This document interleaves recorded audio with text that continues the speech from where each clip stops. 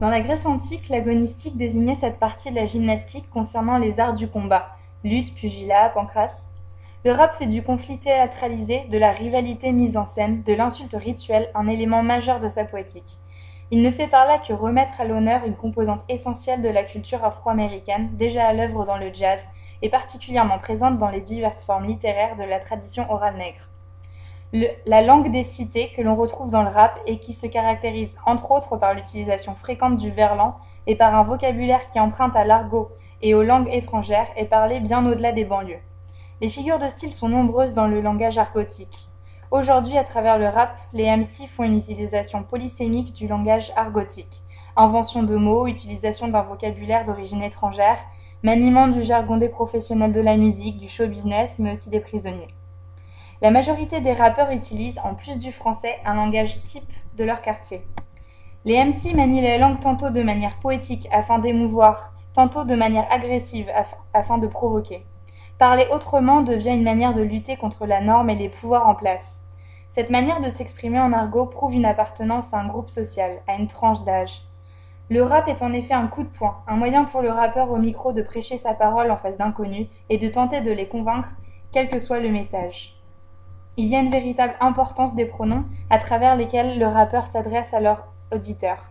Lors des battles, le rappeur peut établir une complicité avec le public contre son adversaire. Le mode d'adresse au clasheur est direct. Ce n'est pas « je rappe que », mais « je te rappe que ». Le clash est une expérience performative et la pratique est l'expérience. On peut observer une réflexivité sur et dans la pratique, car le rappeur parle du fait qu'il rappe, il l'exprime en faisant l'expérience. Le clasheur se veut persuasif, il joue sur les sentiments, et est dans une posture active et dans un engagement. C'est parce que l'articulation est déterminante pour la pratique du rap qu'elle est déterminante pour sa compréhension. Le rappeur donne à entendre d'une certaine manière, ce qui entraîne des conséquences sociales au-delà des seules techniques vocales.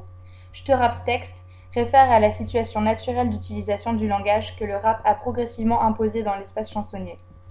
C'est différent que de proclamer « je te rappe ce texte », qui est un mode dominant d'interprétation du langage.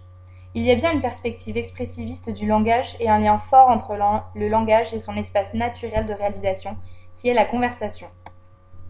Le langage concerne les actions impliquées par l'activité langagière, comme Austin le dit dans « Quand dire c'est faire ». Le rappeur réalise ce qu'il dit. Toutes les études qui portent sur le rap en proposent une généalogie constante, le Bronx, les États-Unis. Cette généalogie conditionne la façon dont la parole rap est appréhendée, c'est-à-dire comme l'équivalent de celle des parrains américains, fondée sur l'insulte rituelle et le langage codé. Les rappeurs français utilisent le même langage codé que les rappeurs américains. Le rap n'est pas une seule interprétation en langue française d'un courant musical né dans le Bronx. Tout énoncé entre en relation avec d'autres énoncés, ne serait-ce que ceux produits dans le groupe social auquel appartiennent l'énonciateur.